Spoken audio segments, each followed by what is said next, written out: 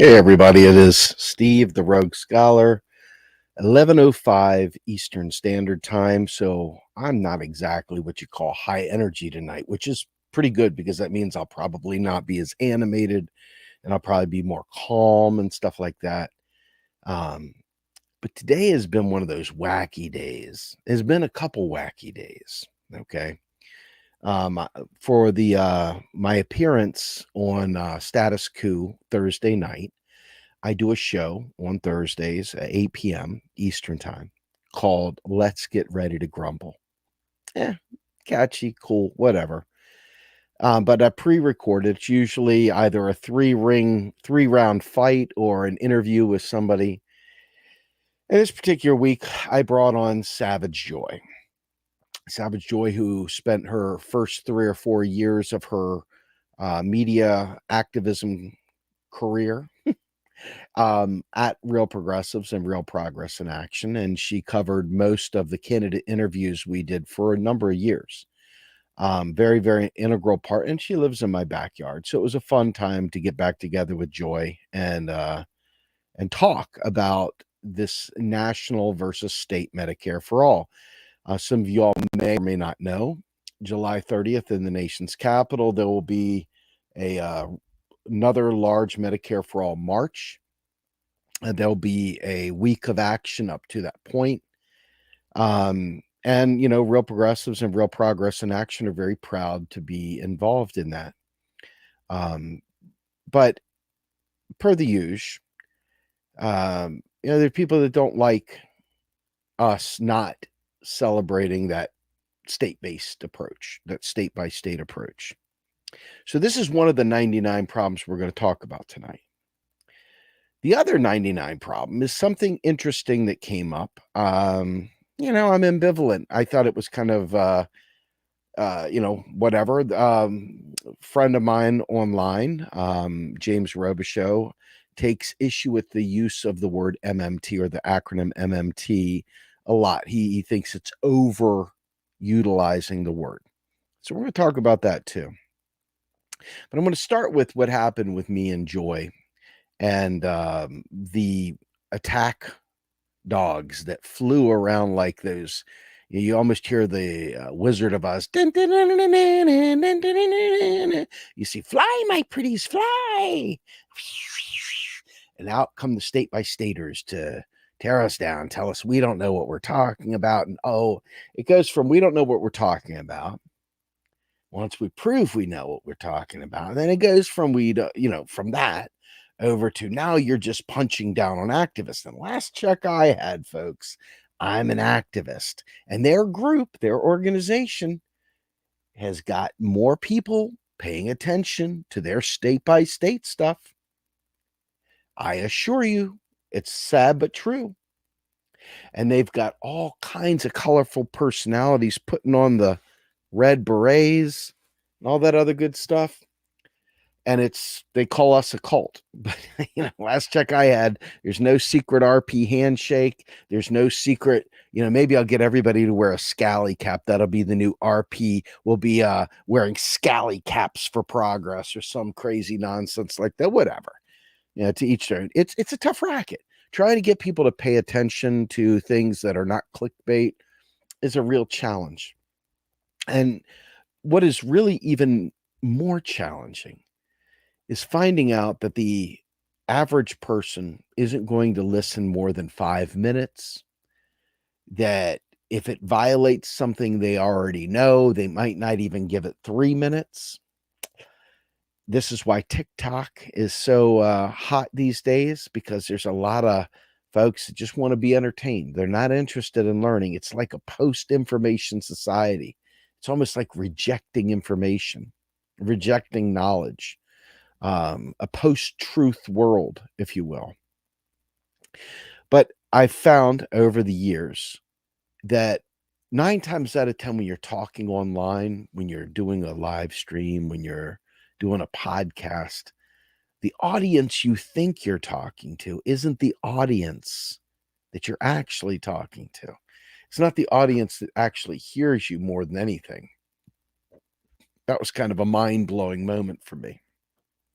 you know, realizing that you could be engaging with somebody online and they're not really listening to you. They don't really care what you have to say. They're already thinking about what they're going to say and rebut to you. Okay. I'm sure you've had conversations with people where you know damn well they're not really listening to you. They're just sitting there tapping their fingers, waiting for you to be done so that they can go ahead and say something. You know what I mean? They're not, it's not even penetrating the skull. So when you're leaving breadcrumbs for people, you're leaving breadcrumbs for them for the after party, for when the other people come around to see this discussion. And I was going for my PhD, and I remember learning existentialism, objectivism for Ayn Rand because I wanted to, at the time I started going for my PhD, I was steeped in libertarian stuff, and I really wanted to dig in and but a lot of people don't realize, smart people don't realize, most people, and I'm looking at you, Wesley, out there in the audience, most people don't know who Hobbes is. Most people don't know who Robespierre is. Most people don't know what Lenin did or anything about Engels or Marx. Most people don't know anything about Toussaint Louverture. Most people have no concept of a lot of these people, history, these names, philosophy. Hell, there's a lot I don't know. Right? I think that's probably the most I know is that I don't know. And so as I pursue knowledge, it's sometimes hard for me to also remember that everybody didn't like Dungeons and Dragons, that everybody doesn't like Warhammer 40,000, that everybody doesn't read history books just for the fuck of it, that most people don't enjoy listening to Tool over and over again for 10, 12-minute songs. But I do. Most people don't have water squirt out from under their tongue when Kirk Hammett hits the high note in the song Orion. And all of a sudden it just shoots out for no reason. Why'd that happen? I don't know. It's weird. It's like I was eating some citrus and all of a sudden saliva shoots out because of this one note every time I listen to the song Orion by Metallica. I don't understand. But there's other things when you get that thing, like when you're listening to Meshuggah and they're like, and any second now you're going to have the breakdown and your arm does a see. Just me doing that, I got goosebumps right there. All of that goosebumps right there on my arms, just doing the lead up to the breakdown in the song Phantoms by Meshuggah. Yeah, whatever, right? It's just nerdy shit that matters to me, but shit most of you couldn't give a flying fuck about, right? And so when we're talking about modern monetary theory, people, their fucking eyes glaze over. They have all kinds of insane stuff that goes on, right? They got other things on their mind, whatnot. But these state by state, folks that are trying to advance, this, I can't even put words because it's not Medicare for all. It's not even Medicare for some. It's like they're crafting their own healthcare bills for every single state, all 50 states. There's not even one, here's the blueprint, take this and run with it. It's like they all have to navigate every bit of their every state.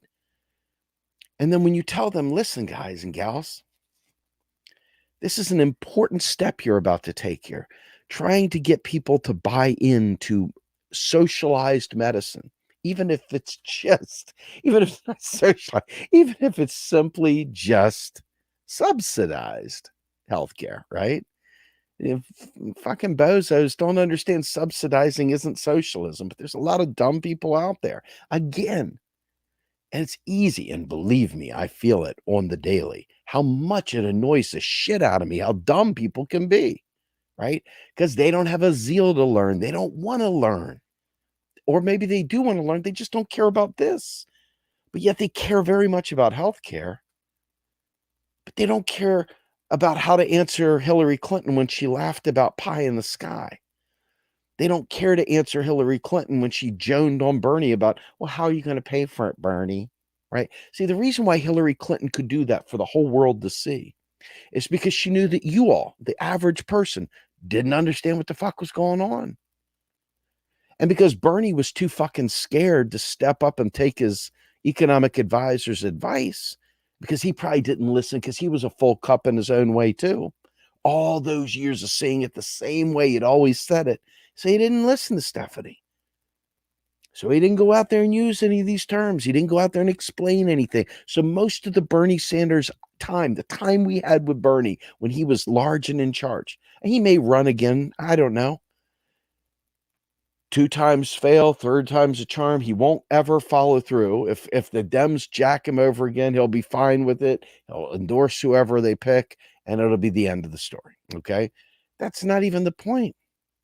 Point is, he had all this wind behind his sail, all this great information about modern monetary theory, and he never spoke about it. He never even talked about it in terms that were different. Didn't even talk about the fact that taxes literally aren't intended for spending. He never even tried to do any of that. Why is that? He's not an economist.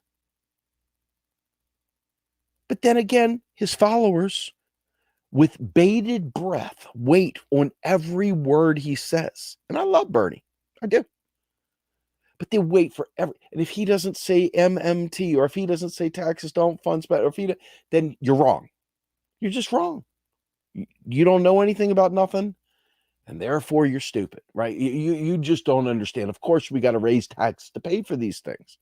But we've seen through the pandemic that obviously every bit of that thinking was wrong, right? They never raised taxes, and yet they were able to pay for everything. They were able to throw money around like crazy. Not at us. Sadly, not at us. But the thing is this. If I talk to you about Medicare for all, most of you know what Medicare is. Most of you even have a good idea of what Medicare for all is. Most of you even have an idea of what improved national Medicare for all is. But when I tell you I'm going to give you Cal Care, or New York Care, or whole Washington Care, or Zimbabwe Care, or Belarus Care, or fucking Mass Care, or Vermont Care, Vercare, Alabama Care. Right. I'm not doing stand-up, folks. Alabama Care is not a thing. It never will be. Okay. But when you say that doesn't mean anything, right? So it can mean anything and it could mean nothing. Each one of these states has got to come up with their own plan. Now, why is that a problem? Well, see, I'm a big guy, and big in belly, and big in ideas, and big in seeing the big picture. Okay. So I'm kind of focused heavy on the fact that we've got like 10 different fights. I called this thing 99 problems. This stream is called 99 problems. I got 99 problems. Well, anyway, I got 99 problems. I got more than that. But in this stream, we're going to talk about some of these problems. And the big one for me is that climate change is real. Climate change is something that we all have known. And now things are getting really bad. And it's pretty obvious. You can even see some of this stuff, right? I mean, it's really starting to show its face. And we know we have a very, very short timeline to address that. And so one of the big things that turned me on so much to the Green New Deal back when it was first announced was that it handled holistically the problem of climate crisis. It handled sustainability of infrastructure. It handled fossil fuels.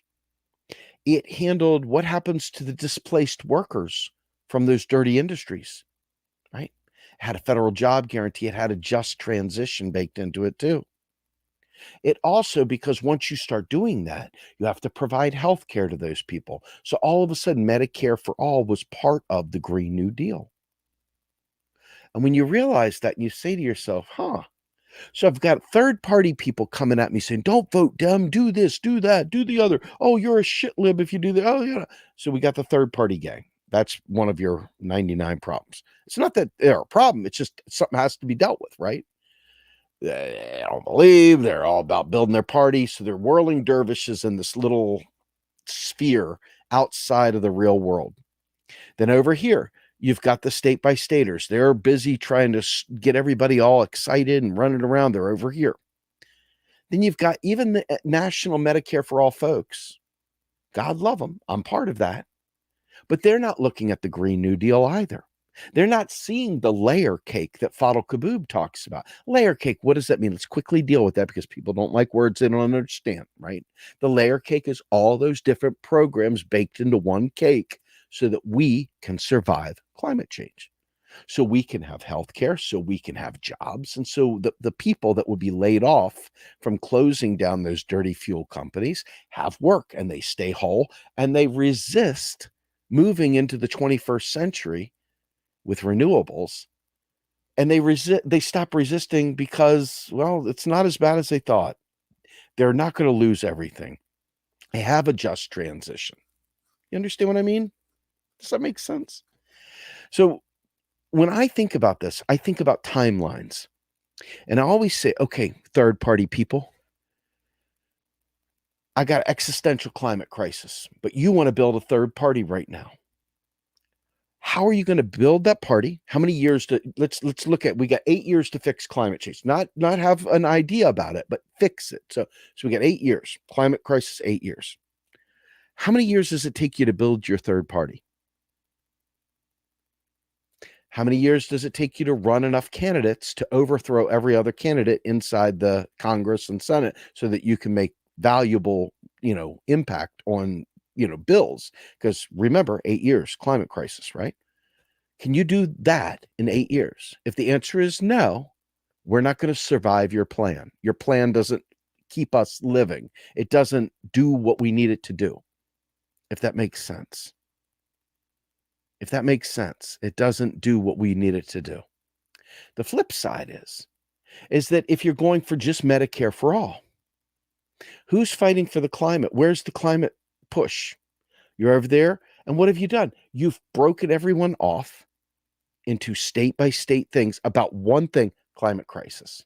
I mean, I wish. No, you're going to draft some fake legislation, something that doesn't exist specific to each state. And they're not going to talk to each other. There's no inputs, outputs, tools, techniques. There's no collaborative price, working out for pricing to power for, purchasing through the states. There's none of that. And quite frankly, most of the states in this country don't have the kind of ballot initiatives that they could do to even get this on the ballot. Okay. That would mean you would need your politicians to do it for you. You can't ballot initiative your way to state-based Medicare. You can't do it. Okay. So once we get past that, you have to ask yourself, okay, so how many years does it take for us to get state by state by state by state by state passed throughout the country? Right now, they're going to tell you, well, we're not looking to get everyone through the country. We're looking to get a couple states through. And then that's going to create this windfall, and it's going to force the federal government to do its bidding. Okay, so hypothetically, you just had CalCare yanked from the floor. The person that actually sponsored the bill couldn't even get it out for a vote. He pulled it himself. Okay, you got a no vote in New York. You've got no one really pushing it other than the activists really meaningfully in Washington. So timelines, 8 years. Let's get with it. That's 3 states right there, maybe 4 if you count Vermont that it failed in. So now what do you do, right?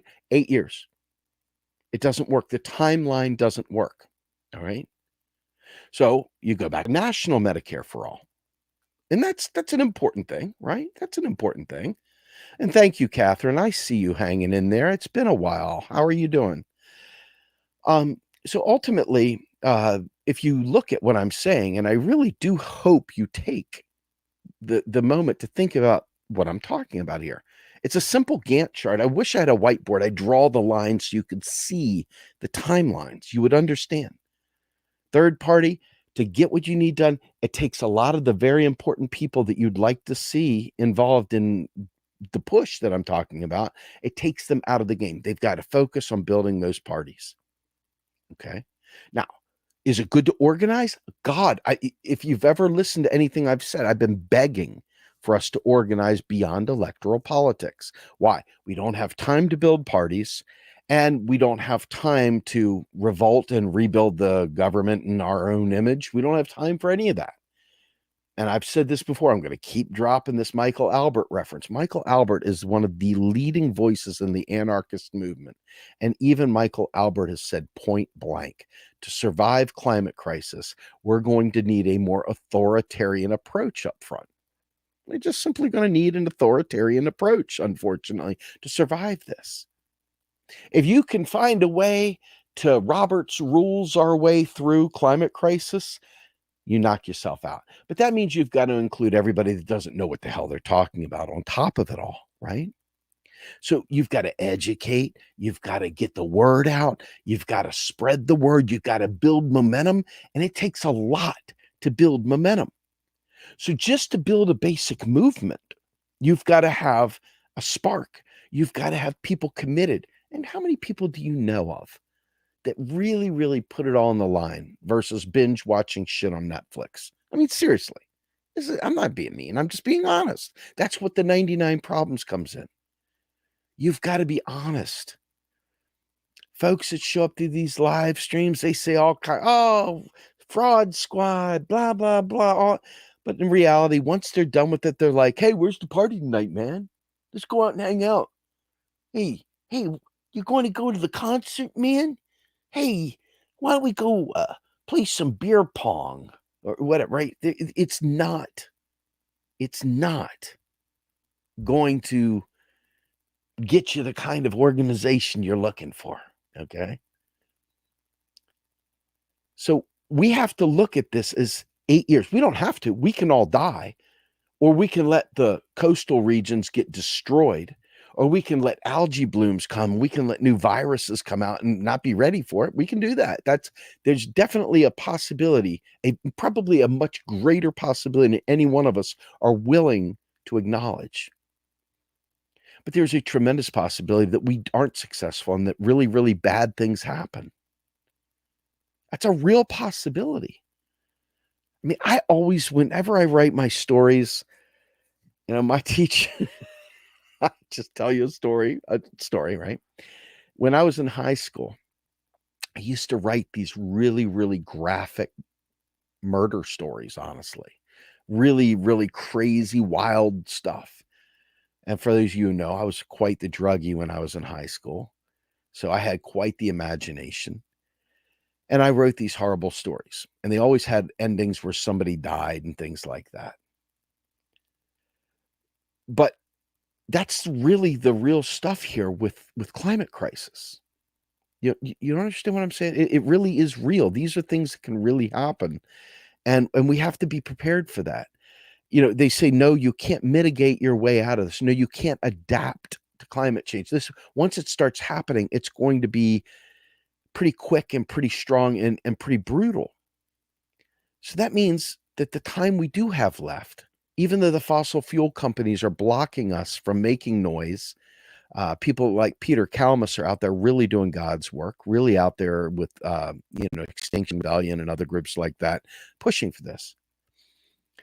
But even that is missing the point because they're not addressing healthcare because, they're very focused on the climate, right? So the Green New Deal bundles all this together in one fell swoop. It's one bundle. It's a framework for a series of projects that roll up to a program called the Green New Deal. And, I find it fascinating that what I'm saying right now, if any one of you thinks what I'm saying right now is in any way, shape, or form trolling, if you think what I'm saying right now is in any way, shape, or form punching down on another activist or anything like that, well, I don't know what to tell you. It's simply not true. Okay. What I'm doing is I'm describing a very important set of parameters to address a large number of problems in one bang because the timeline is so short. I'm a project manager by trade. This is what I do, period. And it's not a skill that is rampant in this particular movement. Many people I know are not educated in the least A lot of people dropped out of high school. Life is hard, folks. I don't know if you realize this or not, but life's a son of a bitch. And thank you very much, Virginia. But the truth is that if we could get people to stop just waiting to speak and realize what are the requirements for our survival. Don't get into what you wish and what you think. Let's just talk about the requirements. Let's let the requirements drive us to our solutions. Let's not solution the problem until we've identified the requirements. This is going to probably sound crazy for some of you guys that never worked in a software program where you had to define your requirement set. You had to define the user experience. You have to define the look and feel. You have to define the data sets. You got to normalize the data. You've got to do all the integrations. You've got to understand all the interfaces. This is heavy duty shit, right? And if you've never been trained on it, it's a lot to learn. So when you do have these complicated conversations about a Green New Deal, about a job guarantee, about a just transition, about all these factors that play into needing Medicare for all as part of that. If people are still waiting to talk and they're not listening, everything's missed. And if we keep running off in orphan politics, I'm going to do my little program, you do your little program, and maybe if at the end of the timeline we meet, maybe we can all survive. Can you imagine? I imagine this. There was a movie called 2012, and I wanted to pull the video up, but I don't want to get dinged for a copyright infringement. But there's a scene in the movie 2012 where this poor Indian guy who identified the problems that were going on, saw the horrible effects of climate change that were coming their way. Okay. He is standing on the beach with his child and his wife, and he gets on the phone and he's calling me. He's like, hey, you never sent the rescue copters or whatever. As you look, there's this wall of water getting ready to crash him. And I mean, again, chills. I wish you could see this video. Okay. So with that in mind, each of these things leads to calamity if not addressed. They're not the kind of thing that you can just ignore. You know, it's like Arnold Schwarzenegger. It's not a tumor, right? Now maybe it is a tumor, right? I just found I had this lump. I was all freaked out. I thought it was going to end up being cancer. It turns out to be that I've got a shitty, horribly infected tooth because I just didn't have the cash to get it removed. And I've got another one back here that I found I bit down in the crown. Oh my God. Horrible pain, right? That's real. That's got to happen quickly, but I ain't got the money, right? So what do? So all these things come together. Everybody's heads are spinning. This is why you've got to narrow the scope, the Green New Deal. It's not because it's the best. It's because it encompasses everything. And it's because with such little time and people having so little bandwidth, attention span, intellect, whatever, the other stuff never gets talked about. That never gets talked about, ever. And so you keep thinking, like, I don't go on other people's shows and stuff like that because I have an ego. If I never had to do another video again, it would be too soon. I would love to not do it, honestly. I mean, I enjoy talking. I'm an activist, so I want to talk. And since I can't get out of my house, this is a great way to talk to you guys. And I do love you all, so it's nice to be able to interact. One of these days, I'll bring in more people to talk with me so that it's not just Steve talking. But for right now, I think to myself, if I don't find a way to get people to realize how important it is to bundle this stuff into a Green New Deal, in the back of my head, I'm panicking because I recognize the herd is very challenging to direct.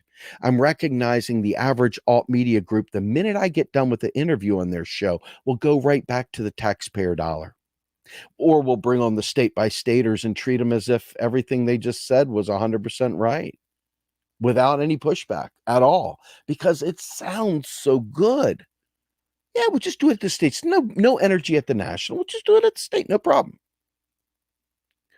Let me tell you something. I'm going to get wonky for a minute so you guys can kind of get the feel for why this is so goddamn important. Okay. For every person that ignores the modern monetary theory discussion, the MMT, right? The MMT, the conversation, the framework, the way, the lens to view the economy. For every person that ignores that and then goes back to sleep, starts talking about my hard-earned tax dollars and all the other shit, that 8-year timeline looks like a 40-year timeline. It looks like it's huge. It looks like it's insurmountable because you could never tax your way to a Green New Deal ever. There's just no fucking way. There's no way. A Green New Deal is going to be very, very, very expensive. Okay. It's going to be extremely expensive. And unfortunately, right now, neither the Democrats nor the Republicans are showing any inclination to solve any of our problems. Instead, they're going to get us knee deep in another war, probably.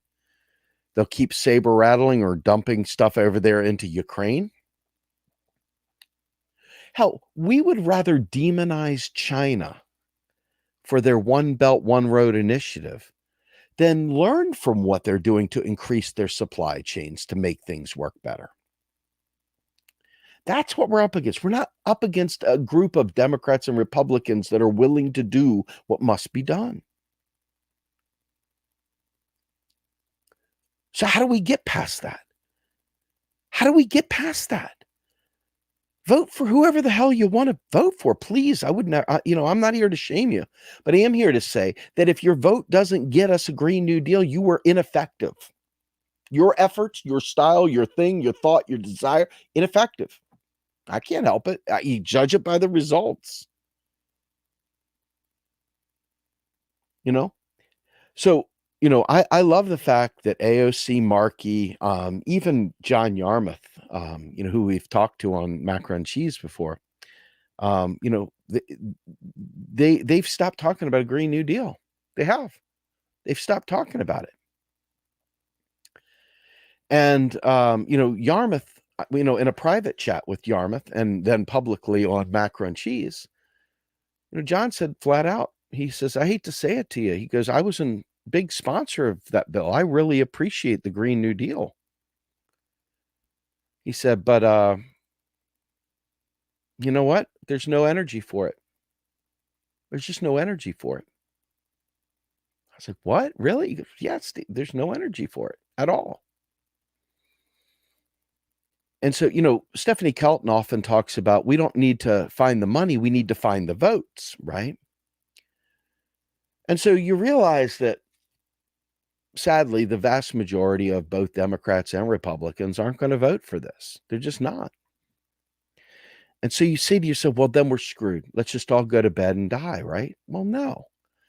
All you got to do is take a very, very short trip back to the 70s. Very short trip. And look at Richard Nixon. Richard Nixon, Tricky Dick, a.k.a. the formerly most corrupt president, dead president of these United States. I am not a crook. That guy, right? Richard Nixon passed the EPA. I bet you there was a lot of naysayers saying, I bet you can't get that through the Republicans or whatever. Richard Nixon did it.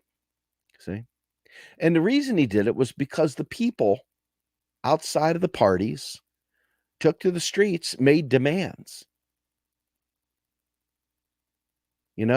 When Martin Luther King led all those people onto the mall, he didn't sit there and work with the Democratic Party and say, hey, yo, white moderates, come on out here and help me with civil rights. No, he did this outside of the party.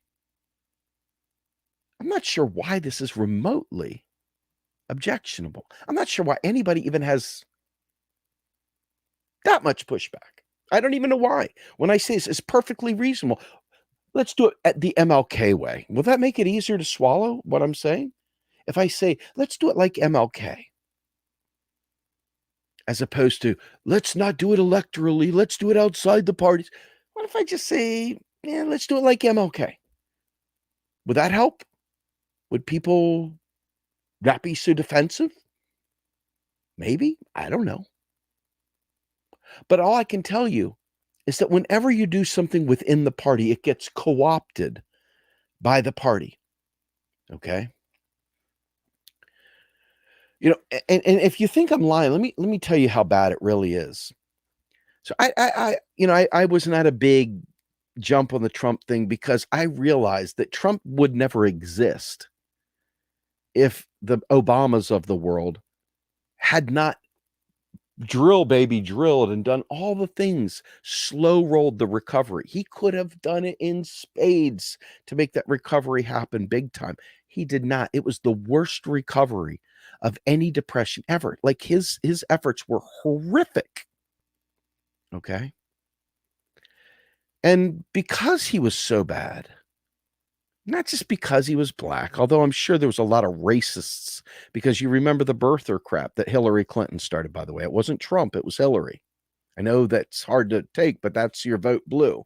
Hillary started the birther stuff. Okay. Trump just took it the next level.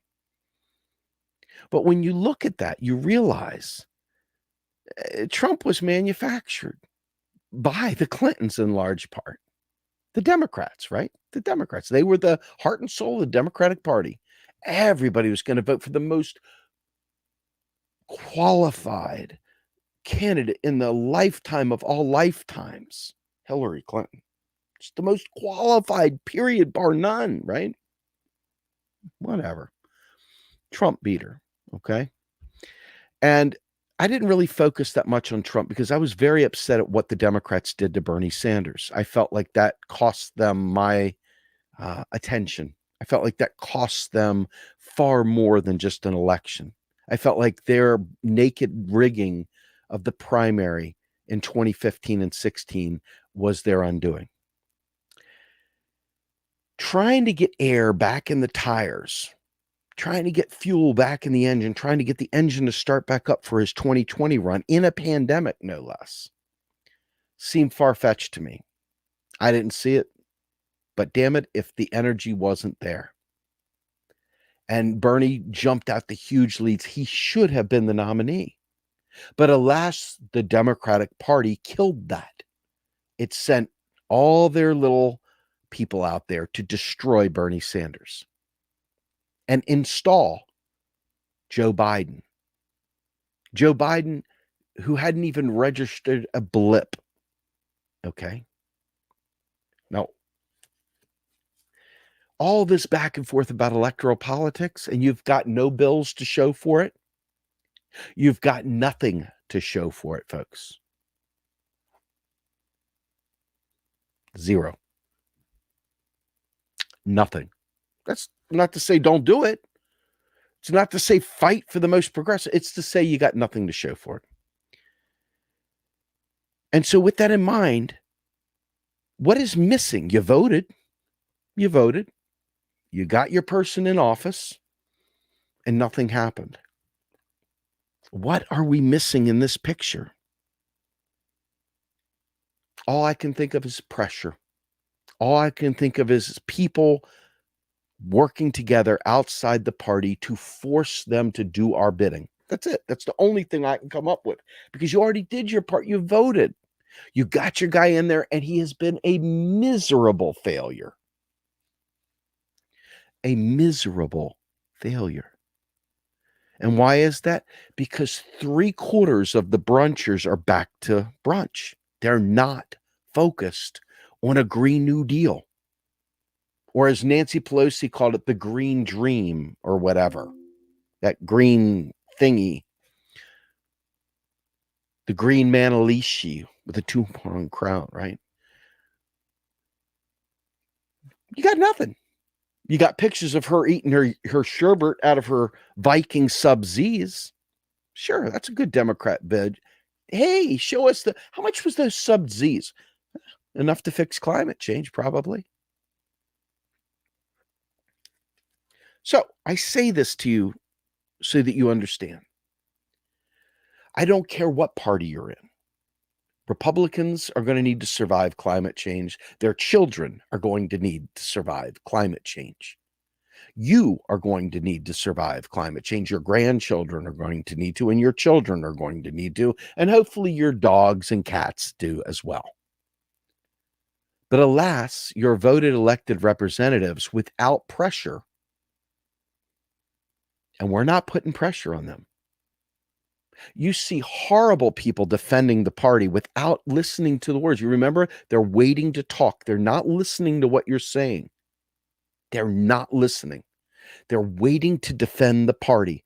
They're waiting to defend their idea. They're not hearing anything about what you're saying. You could be the most coherent, logical person laying it out like a project manager, step by step by step, and they won't hear you because they're going to defend the Democrats. And it's like, look, I want to live. Your weird love affair with that party be damned. I want to live. And I want my kid to live. Whether you want to fellatio the party or whether you want to pass a Green New Deal. Now, why do I care? You could have an entire thing of Republicans in office, and I would still say the same thing. What they don't want is they don't want unrest, not the kind of unrest that it would require. Okay. Now, sounds kind of weird with the January 6th trial going on right now. But what did they do? You know, I got to be honest with you. I hand waved that whole thing away. I didn't give it any truck because, again, back to what I was saying, neoliberalism begets desperation. Okay. Neoliberalism intentionally takes away from you and I, crushes us. And then the people up above rebuy things that we lose, like our homes as we foreclose and all the rest. And then they lease them back to us at a higher price. And when we can't pay, you feel another crush. It goes, crushes again, and they buy it up again. And then we all of a sudden that weird spike, the income inequality, all that stuff. It's like, what's happening? I didn't see it coming. What happened? What is this? Well, you were too busy defending the Democratic Party instead of holding them accountable. You can be a Democrat. You can vote for them. It doesn't preclude you from being worthful and holding them accountable. And what I mean, you can't hold them accountable by yourself. I'm not going to vote for them. Right? But what you can do is you can unite with other activists, other organizations that are activist driven, collectively come up with a plan where you become very, very difficult to deal with, where you can make the important things that you care about well known. Because when you block traffic in front of the CNN building, or when you block traffic in front of the Federal Reserve, or you block traffic in front of the State House or the Capitol or the White House, cameras come. And when cameras come, signs are seen. And when signs are seen, people go, oh, what the hell? What's going on there? Okay. And now all of a sudden, what are they going to do? You've got your arms in those pipes. You're chained to each other. They can't break the chain free. You guys have blocked all the traffic. You're sitting still. They lift you. They got to lift everyone. But they can't. Now we got a situation, right? But it all depends on how serious you take survival, right? If it's not a big deal, if it's sort of a passing fancy in between Netflix binges, then this is probably not going to interest you. However, if you realize that these candidates and your government will not do for you just by being voted into office, if you realize that they're not leaders, but they're public servants, and they should be treated as public servants, they're to do our bidding, not the bidding of Wall Street. See, Occupy broke up before their job was done. We need to get the band back together. I think to myself, when that wall of water comes, and when I think about the viruses coming out of the permafrost, and when I think about the drought, And I think about the starvation, and I think about the wars that will be waged as people migrate from their territory into someone else's territory and they start defending their private property. What a glorious world that will be, right?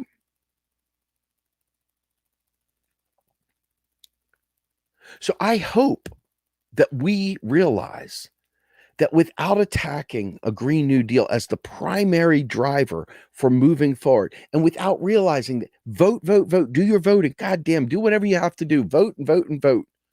But when it comes time, know that they're not, if you can show me where bills are passed based on that, I'm all ears, right? Biden could have gotten rid of the filibuster, didn't do it. Biden could have stacked the courts to make sure that there wasn't an issue with Roe v. Wade. He didn't do it. Ruth Bader Ginsburg could have retired. Obama could have appointed someone. Didn't do it. They could have appointed someone during a recess session. Didn't do it. Okay. Everything that they could do. Biden could do executive orders. Hasn't done it. Why not? Is it because I'm just a bad guy that's talking about the Democrats? Or is it because I'm a smart guy that's saying, guys, doing the same thing over and over again, expecting different results, just ain't working for you, is it? Just ain't working for you. If you can show me it's working, I'm all ears. But if you can't,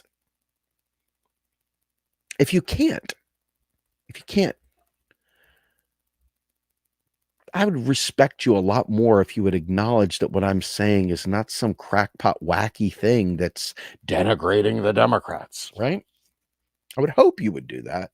If you don't do that, then you and your God can talk at night and make peace with one another.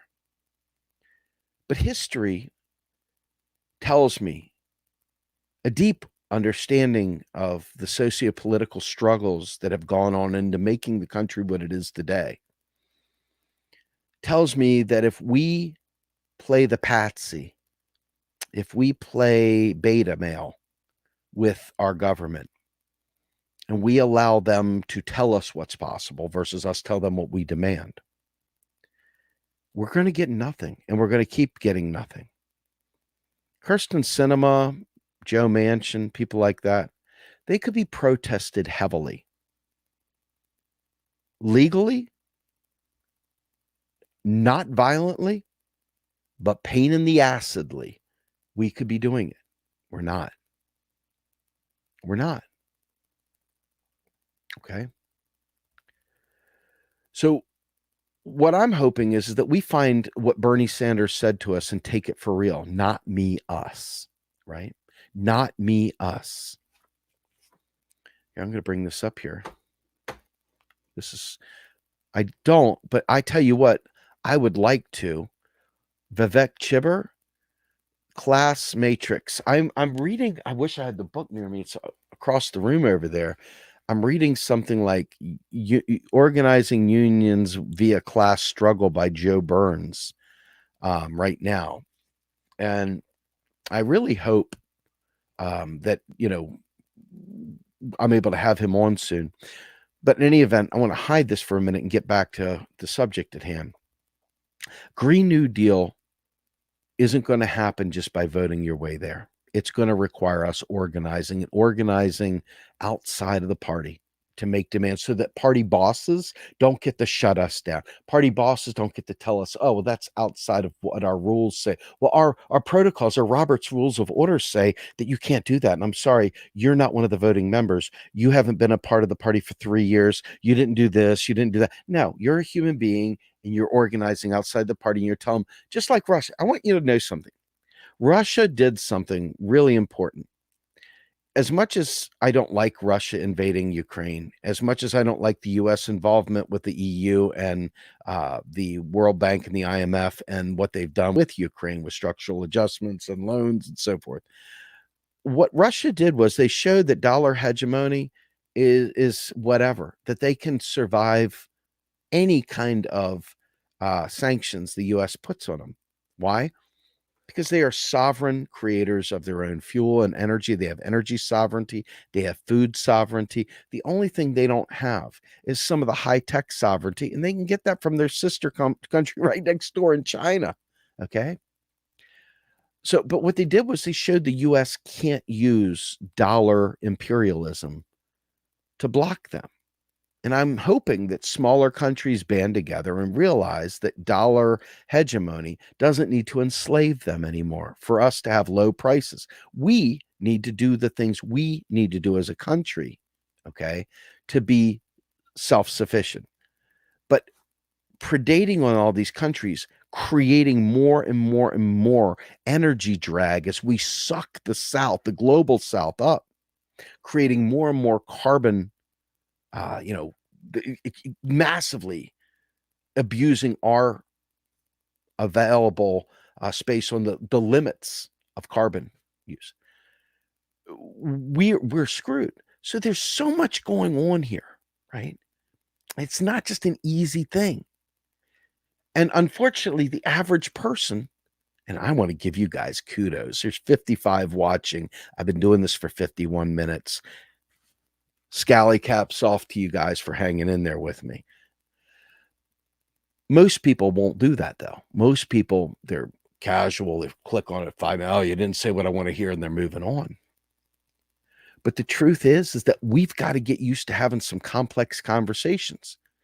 But then once we leave an area where we can conveniently have complex conversations, we've got to have ways to say these things in short, easy to digest bites for the rank and file Rachel Maddow kind of voter, for the kinds of people that literally don't pay attention.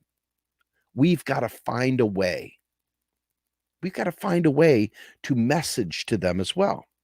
Now, this brings me to the next problem, the MMT problem.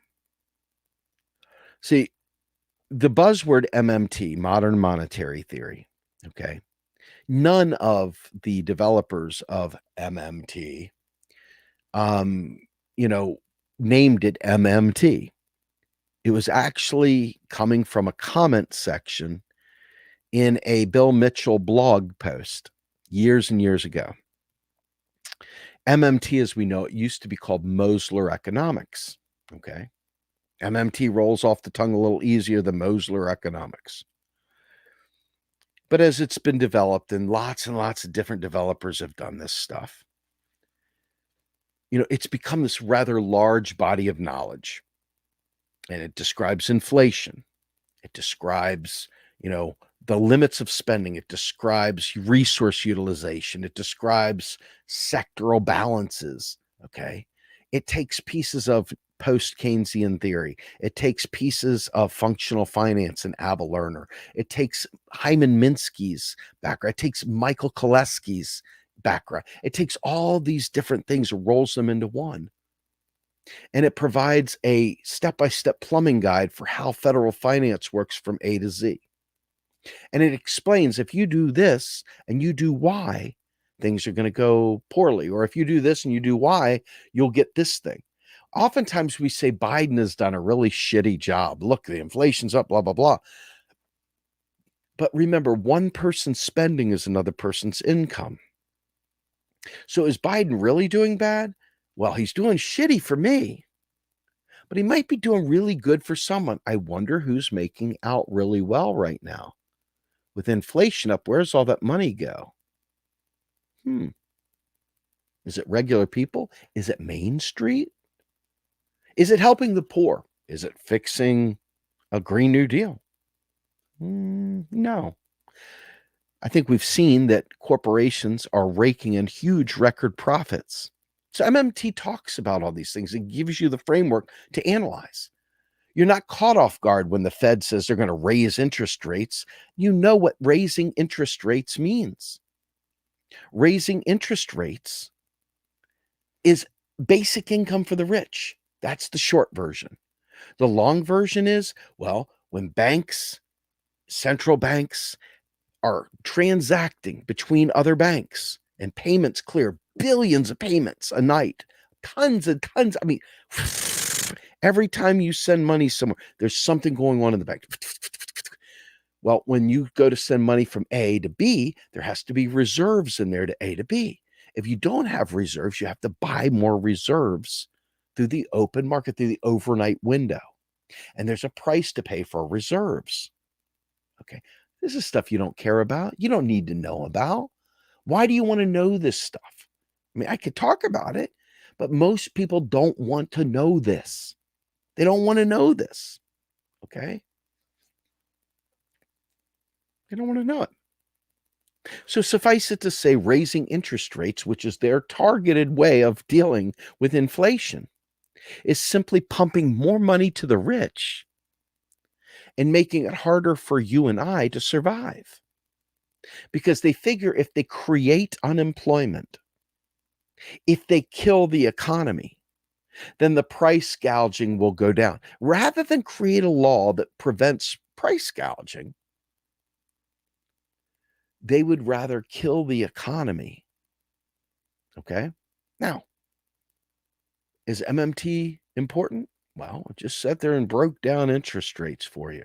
I broke down how federal, well, I've done it so many times, I lose track of when I did, when I didn't, what I do, what I don't.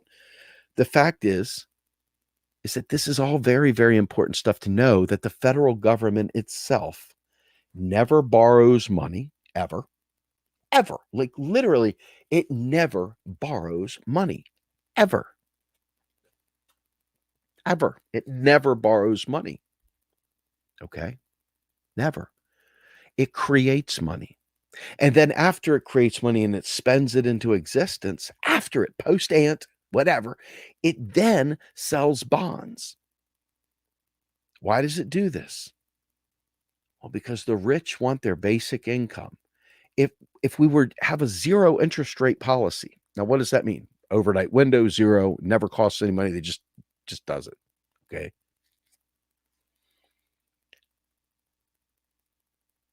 What would happen? Well, where would people find the safest investment in the world? The treasury bond. You know, where would they find that? They wouldn't, right? So having a safe investment is very important for business, for pensions, for older retiring people, for people that are living in volatile times that want to ensure that they have something. Yeah, the bonds are a really good bet. They don't bounce. Government checks don't bounce.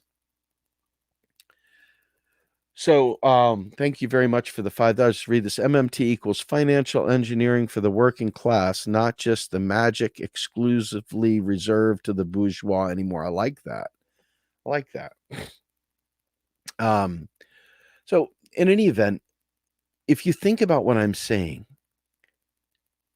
if I tell you that I'm talking about interest rates, you can look that up. But if you look up interest rates, you're going to find the old shit, the Mancu's, all the old economics, the Paul Krugman world. They're going to give you the wrong answer. You go to Wikipedia, you're suddenly going to get some trader from Wall Street explaining interest rates.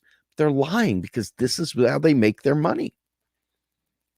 But when I tell you MMT and I say bonds, or I say MMT and I say interest rates, all of a sudden Warren Mosler's name pops up. All of a sudden, Fadl Kaboub, Pavlina Chernova, Bill Mitchell, right? Stephanie Kelton, Randall Ray, Scott Fulweiler, Matt Forstater, excuse me, God, forgive me, Matt, Stephen Hale, Eric Timoyne, all these names pop up, right? But they don't pop up if you just say economics and interest rates. All of a sudden you get Paul Krugman or something like that. So MMT, for those that don't like hearing the word MMT because they don't feel it addresses the problem, it's a category error. What we're dealing with here is something that we as people, we like to logically group things. We like to understand where they fit. We like to understand systems. I'm not going to sit there and talk to you about an operating system when the Apple OS is so much different than the Windows OS. OS, what does that mean? Are you talking about my Cisco interface for my router and switch? Are you talking about my Android device that's using, whatever? Or are you talking about, so a description? It's a description. We're talking about modern monetary, MMT. And so when you look that up, you'll get a bunch of the naysayers. And anytime you see somebody say the problem with MMT is, the thing that they don't say is that they don't understand it. That's what the problem is, that they don't understand. That's the problem, right? So with that in mind, I tell you this. Words have meanings, and in different frames, different settings, talking about MMT is probably not the right way to go, right? I wouldn't sit there and talk to Fadl Kaboom and say, well, MMT says. Now, if you listen to my most recent interview with him, you'll hear me talking about the IMF, the World Bank. I'll talk about, what happens if a developing country doesn't have enough US dollar reserves to make its foreign exchange payments, as they do trade with other. What happens when their debt is called on and they don't have enough reserves in that foreign currency that they owe money to? What happens and all this stuff? You see, it's very specific then. We're talking about a specific issue because you open the book of Fadl and I, and that thing is MMT. We know we're talking MMT. So I don't need to say it because it's like the macro level of this micro level topic within the macro world. God. Oh, did I just say that? Oh my God. I can't believe I just said that. Yeah, well, I said that. So with that in mind, I think it's very important that we all talk to one another, especially you guys that are newish to MMT. You folks that are newish to MMT need to be around people that are oldish in MMT and can share that knowledge. Kind of like, I tried to build Real Progressive. Sadly, it hasn't done the way I want it to. But I tried to build things that I learned from Alcoholics Anonymous in terms of building community and trying to build mentors, aka sponsors and things like that, so that each one teach one was our motto. Each one reach one was our motto, things like that. Unfortunately, people are private people. They don't tend to, get together the way I feel like they should. They don't feel that I'm an old timer. It's my responsibility to bring along the newcomer. They don't have that same kind of whatever that I was hoping for. It's my failure. I'm sure it's something I did wrong that made it so that it didn't happen that way. But conceptually, I liked it. Conceptually, I think it's a great idea. I know it worked, saved my life. But I think that we need to teach each other. I think we need to have these conversations with friendlies that are just getting their feet under them, so that they can become part of that army to get the word out there, right? And again, some of these fights on this MMT side of the world, some of these debates, these discussions, I've had these fights for 15 years. I've done the dance back and forth with the libertarian. I've done the dance back and forth with the vote blue no matter who's sycophant that tries to tell me, no, you're full of shit. Taxes do pay for roads and libraries. What are you talking about? Right? Oh, you've so enlightened me. Thank you for your great wisdom. And then the Republicans, of course, you just want free stuff, man. You get the point. It's the same shit, different day. So getting through to them is going to be a challenge without having community built, without having each other work together to teach each other. Ask the questions you don't understand offline in these chats. Ask them. If I can't get you the answer off the top of my head, and I can't find a link to something you can read or watch, will make whatever time necessary to get in touch with one of the experts to answer your question. Okay. It's not just me though. It's a movement now. Okay. It's a movement of people. It's smaller than we'd like it to be, simply because, well, let's be fair. A lot of the folks doing this stuff are academics. They like to break out some high level, philosophy, right? They want to break out these really lofty ideas, and that's cool when you're with other people that are reading Hegel and stuff like that. But the average person's not reading Hegel. The average person's like, what do you mean taxes don't fund spending? What are you talking about, dude? But let me tell you about a Hegelian dialectic. What? I mean, seriously, like, you can't take people to another problem, right? You can't go too far, man. You just got to say, hey, The thing about our country is it's kind of like, a baseball game or a hockey game or a football game. When it issues tickets, it issues dollars by spending them into the economy. It takes those dollars back like a baseball ticket, but it doesn't need the ticket. It created the ticket.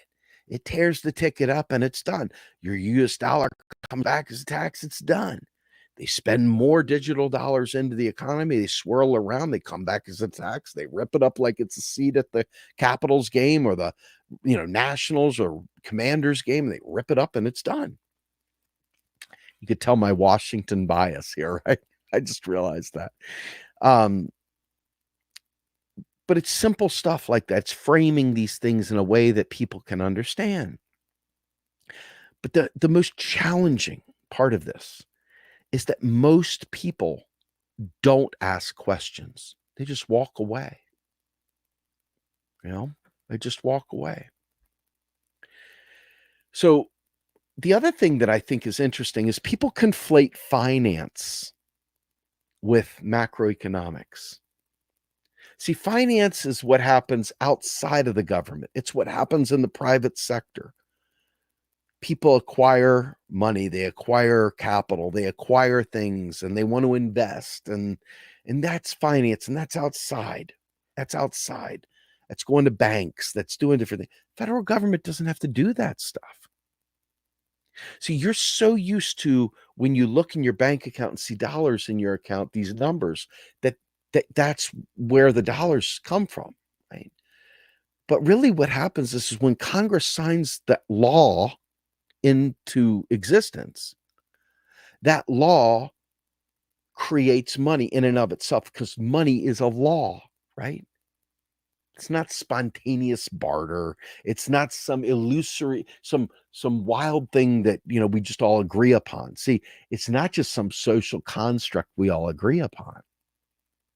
Why is that? I know a lot of people like to say that. It probably feels good to say that too. But the thing is that the dollar in the United States is a law, and the tax is a law. And you're needing that money. It comes as a direct result of the imposition of that tax. But the tax isn't used to buy anything. Just like when you cash in your ticket to the concert, they don't stash those concert tickets and we'll go and redistribute concert tickets, man. That's not how it works. They rip it up and then they print new tickets. They're printing tickets. Oh my God. They print tickets for the next show. But for that show, you cashed in your ticket and you sit in that seat. Or you stand in the audience or whatever your experience is going to be. But the ticket itself is irrelevant. It's a law, though, to get the seat. You must have a ticket. And the ticket costs a certain amount of money. Well, same thing with dollars. It's not going to be respent. For those of you who are weird and geeky and wonky, the idea of the velocity of money, right? They say the velocity of a dollar is one because it's spent one time by the federal government, one and only one.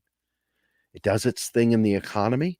And then when somebody pays a tax for that, that tax comes back and it's gone. Period. Trash, just the ticket ripped, right? It's not repurposed. It's not reused. It's not, we'll give it to poor people. Oh my God, if Bush didn't, raid Social Security, or if Bush didn't create so many warplanes, or if we didn't spend so much money on the war, we would have more of these tickets to sell or to take tickets to ride, tickets to buy, tickets, right? It's really a fundamental idea that it's a law. It's a unit of account. It's an inch. It's a pound. I say this all the time. Here, let's pull this up. Thank you so much, by the way. The bourgeois issues themselves credit based on future earnings, basically no different than public deficit spending. Okay. I buy that. So I want you, Paul, you said something great here. This is actually spectacular what you just said. And I don't think people realize this. What I'm about to say anyway, about what Paul just said, because I think it's one of the most important things a lefty can understand, okay? And that is this. War is profit. The military-industrial complex is a very privileged receiver of the first dollar spent by the government, okay? So when the government, I want you to think like a drug dealer for just a minute, okay? You're down in Colombia, your guys are out there in the field picking the poppies and whatever, the coca plants and whatnot. They bring it all, and man, their like hands are sticky and they lick it, it's like nummy, whatever, right? They're like playing with the stuff, and they go and they make coke right there. And man, this shit is like really kick ass. It's nice brown, whatever, fresh out of the plant. And then all of a sudden it gets shipped somewhere. And when it gets shipped somewhere, some cat goes, hey, all right, get the cut. So they break out the white powder and they mix it up with the coke. Now all of a sudden it's been stepped on, right? Now you had a pound of coke or whatever right out of the key, right out of the, the main drag, right out of the freaking jungles of Colombia. Now it ends up in Miami, and some cat in a hotel is sitting there mixing it with this white powder.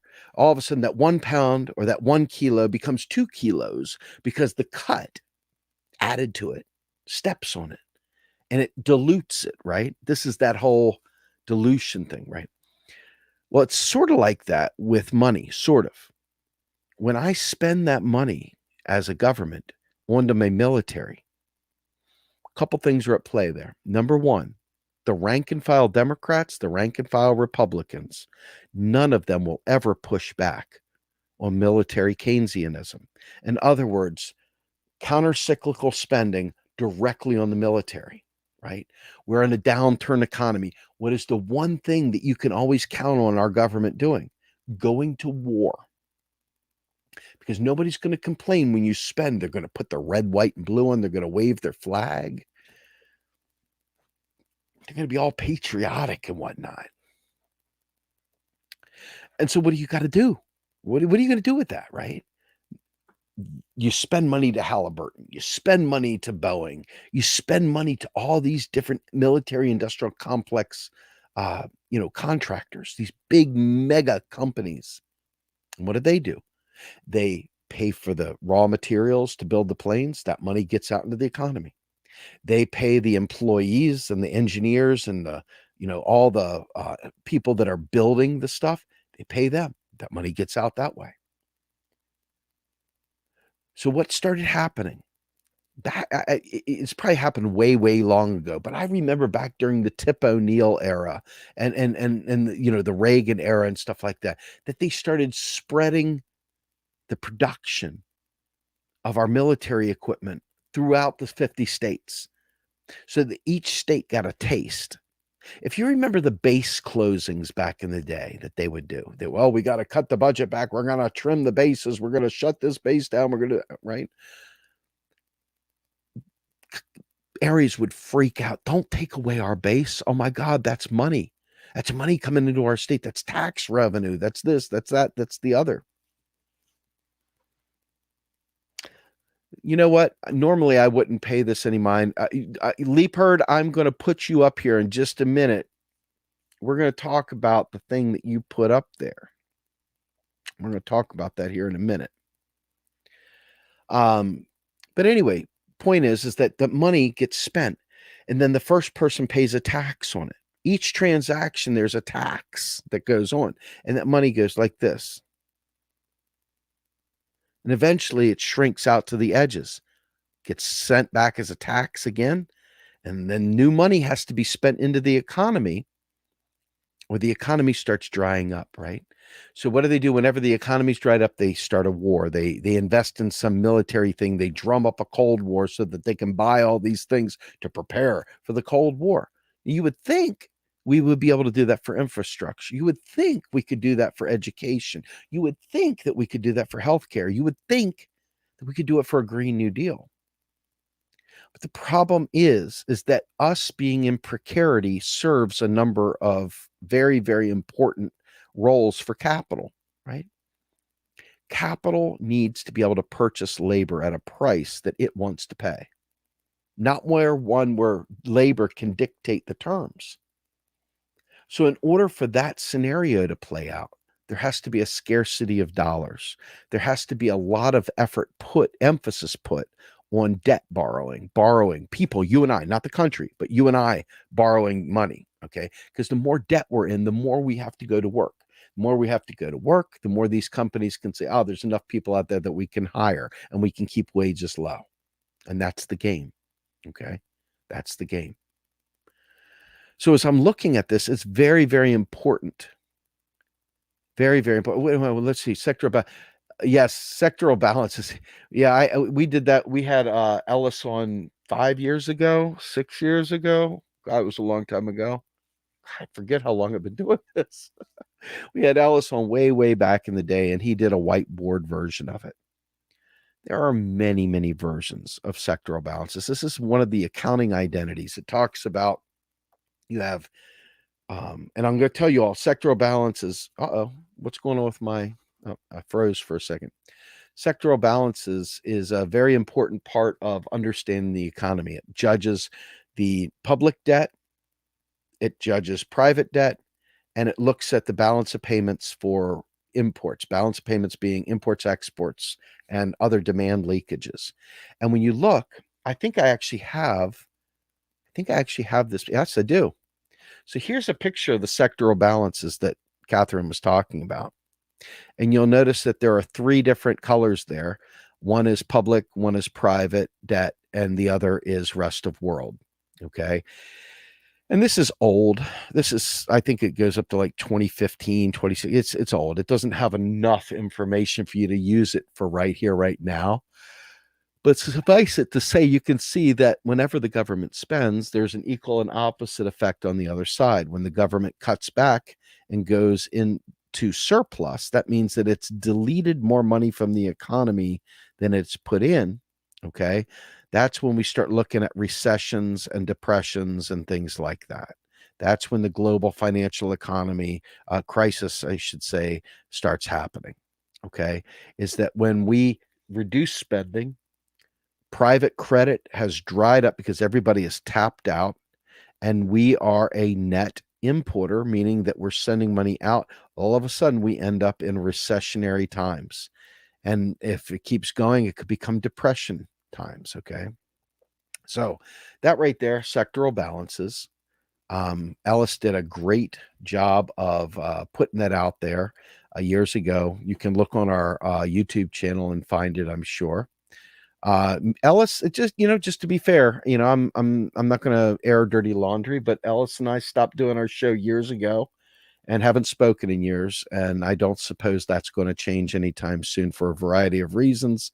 Should I be pushed against the wall, I do have receipts, but we're not going to go there. We're just going to skip on down the road and thank old times for what they were and embrace new times for what they are.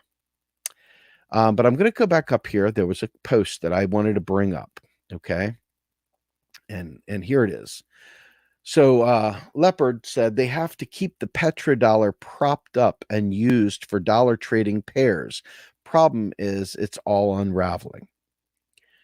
I want to say this. Years ago, during the Bretton Woods Accord, they created a de facto dollar standard throughout the world. As part of the goal was to provide global stability and to make it so that countries weren't using foreign exchange wars. And we talked a little bit about this actually with Fadl Kaboub. If y'all want to check out my, not this past Saturday's Macro and Cheese, but the week before, we talked about the unholy trinity and the IMF, the World Bank, and God, my nose is itching. Sorry, folks. IMF, World Bank, and the World Trade Organization. And we talked about how they operate. It's very, very important. But if you think about this, okay, the idea of the petrodollar was that all oil transactions would be conducted in US dollars. Well, anytime dollars are ubiquitous, and just like a tax in the United States, you must pay your taxes in US dollars, right? Well, they priced oil in US dollars. Now you see with Russia went ahead and said, yeah, you know what? We're going to sell our oil and you must buy it in rubles, period. Now, obviously, they caved. They still have their mind in the wrong place with the gold, blah, blah, blah. But the point is that they knew the deal. Once you demand payment in your currency, there's nothing you can't handle within your currency because now those people need your currency to be able to buy your gas. To be able to do that, they have to do something to provide you something of value in trade that you would want. And with Russia missing out on the semiconductor side, that's how they did it. Hey, bottom line, you want to do business with us, you want to get fuel from us. Well, you're going to have to buy it in rubles. And if you want to do it in rubles, then you're going to have to provide something we want to buy in rubles, like semiconductors. So all of a sudden, Russia showed how it's done. I hate to say it like that's not like a praise for Russia. It's not a down, it's just the reality. But as far as the petrodollar goes, this right here is largely a numeraire. As Warren Mosler would tell you, it's not really about what you transact in. It's what you want to save in that matters. Okay. And so, if you go on our website, you can, on Real Progressives, not Real Progress in Action, but on Real Progressives for MMT Mondays, there is a MMT Mondays on the petrodollar. I recommend checking it out. But the petrodollar, it provided additional hegemony to the US dollar. And by doing it, it definitely provides some benefits. Okay. There's definitely benefits for the ubiquity of the US dollar, but it doesn't mean anything. What happens if we suddenly aren't the world reserve currency? The only thing the world reserve currency does for us is allows us to buy imports cheaper. What if it's cheaper to buy products domestically than it is to buy imports? Well, we're going to bring production back. I don't know if that's good or bad. Production costs. It's got waste. It's got all kinds of other aspects to it. It's real resources being burned up of our own, whereas imports are giving pieces of paper to somebody for their stuff. Not a bad deal if you can pull it off. Okay. But as you've seen, dollar hegemony has allowed us to be kind of de facto empire, a neo-colonizing country that literally uses our dollar to extract from around the world. These are all true statements. Do they want to keep that in place? Of course they do. Why wouldn't they? They want to get rich. They want to do this. Okay, this is the world order that they've created.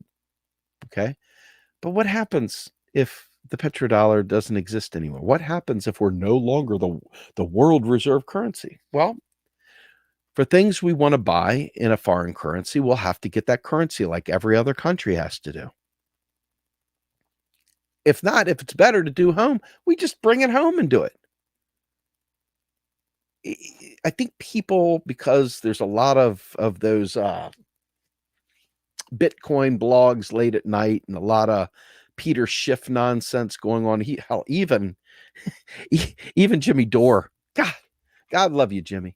Even Jimmy Dore had fucking Peter Schiff, fucking Ron Paul. This libertarian strain coming through, just eating our lunch with idiocy. But long people lapping it up, what can I do, right? Other than just keep putting the truth out there as much as I can. And no, I would, hold on, let me hear. First of all, thank you very much, Virginia. I really appreciate that. But let's go back here to this. I would never, ever, under any circumstance, support pegging our currency to any commodity ever.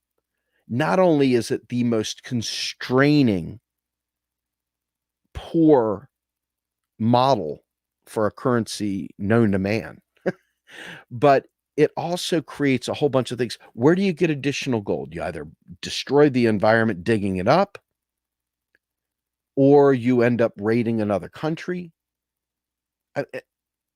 It also is very, very, the things we need to do cannot be constrained by the gold standard. It's the stupidest thing. It never stays. It always fails. It's a really, really bad proposition. I strongly recommend going to Warren Mosler's website. It's what is it? Center of the Universe. Not Center of the universe. I think that's what it is. Center of the universe is Warren Mosler's website. And find I think it's Gold Standard Thoughts or Thoughts on the Gold Standard or something like that.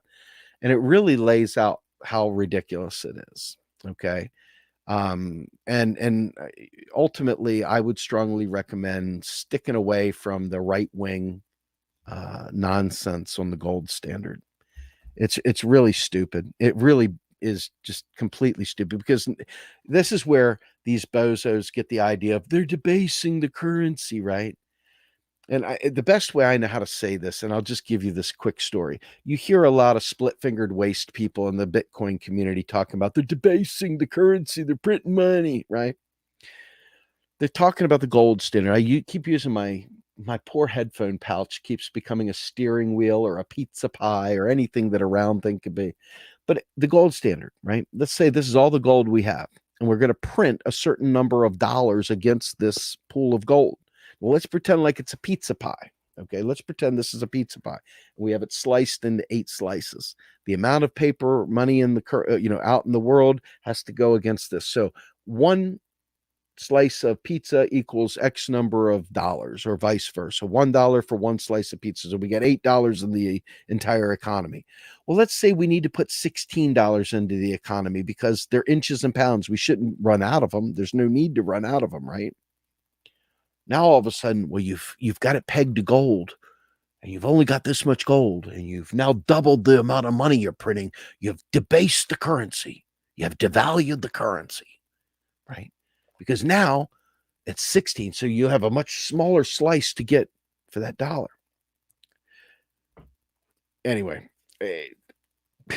it's not like we're running around with bags of gold on our back going in there. Hey, that's real gold right there. I think that's probably 24 karat. That might be 12 karat, and maybe 14 karat. 14 karat gold. Yep, that's it. Yep. So ultimately, it's ridiculous, right? And see, here, I want to say something. This is perfect. I really want to talk about this for a minute. First Amendment. Which libertarians are pro-war? Well, it depends on what you define as war, right? If you're talking about wars outside the country, libertarians got a pretty nice peace talk going on there. But if it's war against citizens, let's say you've got a river running through your property, and damn it, you'd rather have a swimming hole than a river running through it.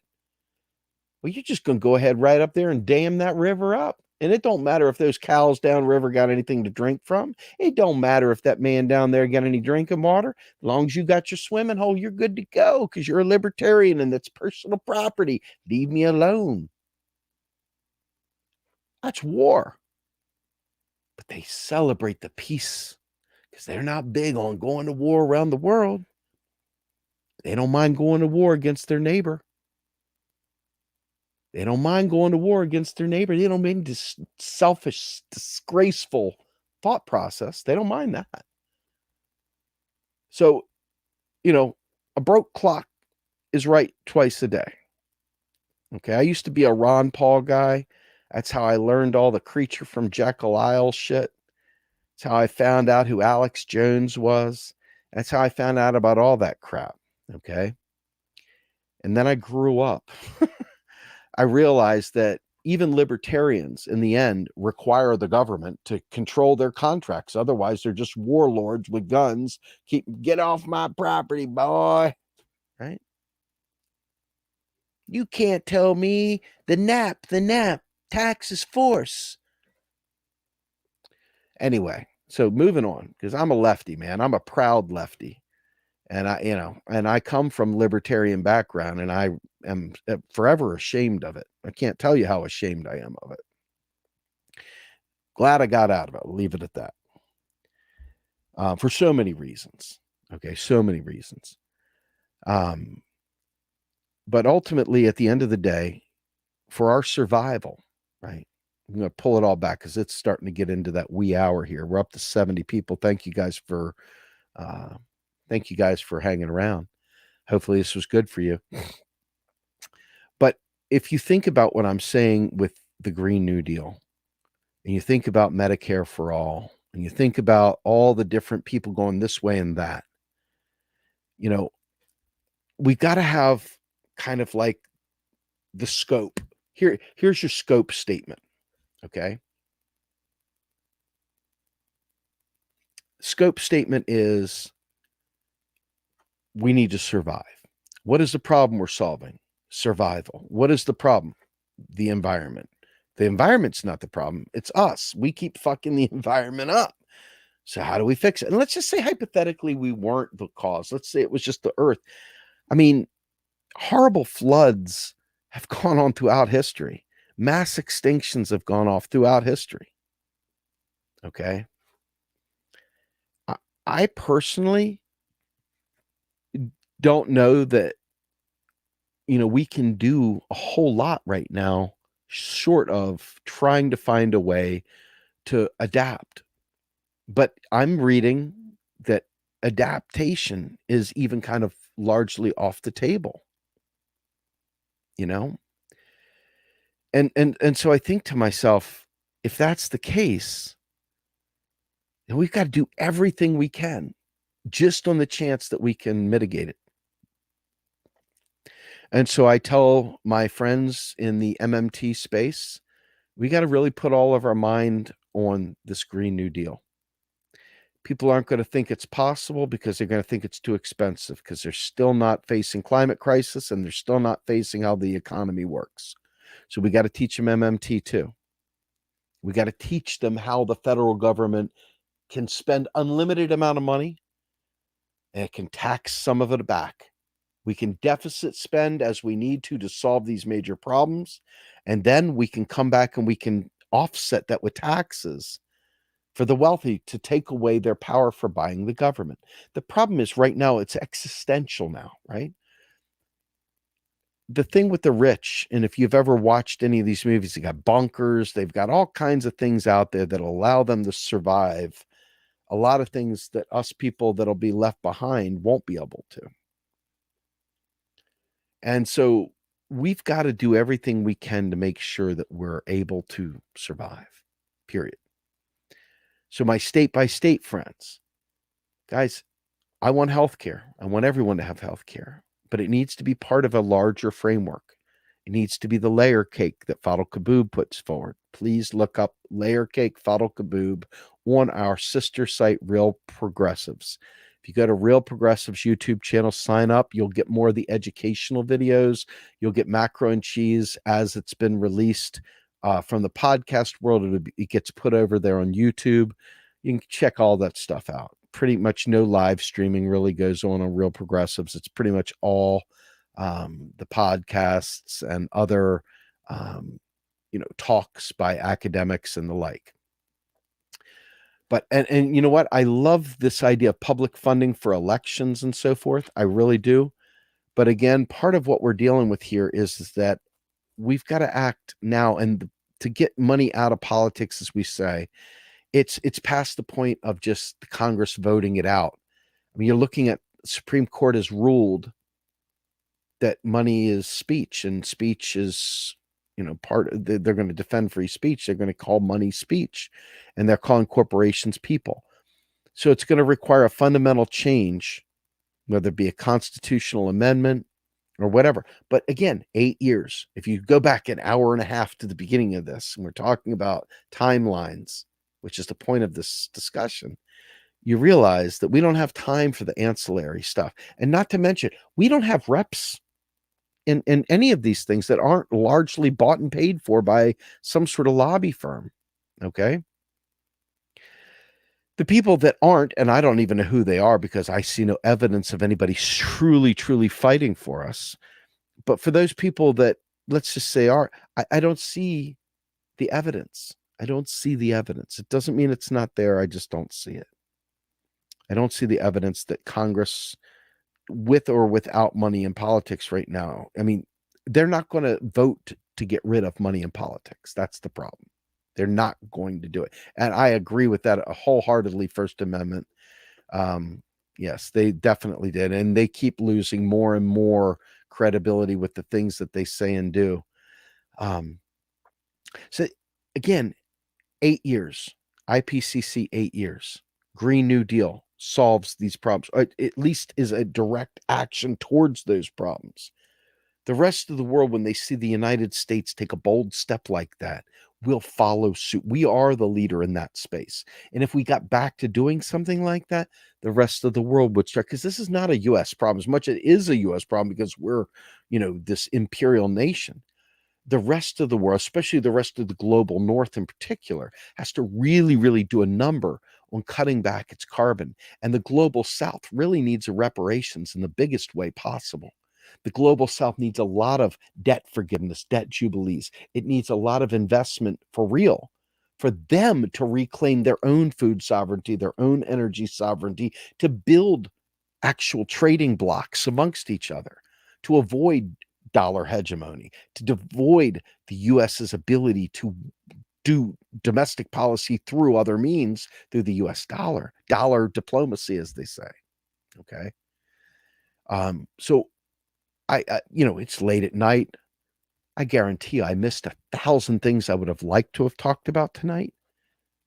The good news is that I talk Monday, Wednesday, Friday at noon on the Rogue Scholar on this same channel, Eastern Time. I'm also typically on Tuesday nights with Jordan Chariton over at Status Quo, and we have a good time. And then Thursday nights at 8 p.m., we have my Let's Get Ready to Grumble over there at Status Quo as well. And Saturday mornings, every week, you've got a Macro and Cheese podcast episode that I do with some wonderful guest. And hope you'll check it out. But in the meantime, I hope tonight was useful. I'm very, very concerned about us growing as activists, educating one another. I would welcome you all to please go to our website, sign up. Let's see if we can build chapters together. I'm dead serious. I'm scared for our lives. And the only way I know to do this is to build chapters, teach each other, and work collaboratively together to have a network that we can integrate at every community level and really push for this Green New Deal, push for MMT knowledge, push for healthcare, all the other things that are rolled into the Green New Deal, and do it collaboratively and do it within the time that we have. If you agree with this, if you like this, please sign up for, subscribe to our channel. Definitely click on that button to get reminders. Please like and share this if you can. Always helps us to get more people to keep eyes on this. And also just remember, when I talk about MMT and you see me debate on Twitter, or you see me on another show talking about this stuff, I'm not trying to harm anyone. I'm not trying to hurt anyone's feelings. I'm trying to make a very boring subject, a subject that most people don't find interesting in the least, economics. I'm trying to make this very vital subject a little bit of a cage match, a little bit of a death match, just because it's the kind of thing that people won't pay attention to unless you sucker punch them with some truth. I know I came from the world. I got 2 master's degrees learning economics, but I learned it the libertarian way. I learned Austrian economics. I learned von Mises. I learned all that shit. And I had to unlearn it once I realized it didn't pertain to the real world. And that's when I found MMT, the knowledge that comes with that. And I have developed my own analysis, as I think about things. Now, mind you, I'm climbing on the shoulders of giants. I've got nothing really new under the sun. The things I take are oftentimes repackaged from Fodl or from Warren or from Ron Gray or from the other folks. And I take it and I try and boil it down to what I consider to be regular person level, because these guys are geniuses and they write academic papers. And most people aren't really going to read a white paper. I wish you would. God, I wish everybody was just a voracious reader, but we all know that's not true. Okay, we all know that's not true. So I hope that we can get you guys sign up on our website, find a way to build these chapters with us. I'm not the world's most cagey chapter builder, but I am a damn good project manager. And if I get enough people that are willing to do this stuff, we can roll this out. We've got a 501c3 and we've got a 501c4 that can both handle the education side and can handle the political action. Two nonprofits, 2 different purposes, 2 different goals, 1 purpose: to survive. So if you guys are interested, hit us up. We need you. Let's make this thing fun. Let's make survival kick ass. Let's have some fun. Okay? Because we need you. And with that, I want to thank all of my friends out there, all of you all who donated tonight. Particularly want to thank 66 people still here after an hour and 40 minutes of one dude without a single prop, just myself. I feel so just powerful in terms of not myself, but collectively us going through this stuff together. Because as I'm working through this, I'm watching the chat and I'm seeing so much great insight. So many people, I see light bulbs going on, and I see people that are interested in growing and learning. And I just want to thank each and every one of you all for doing that, because I get really depressed sometimes. I'm not even joking. My health sucks. All these things suck.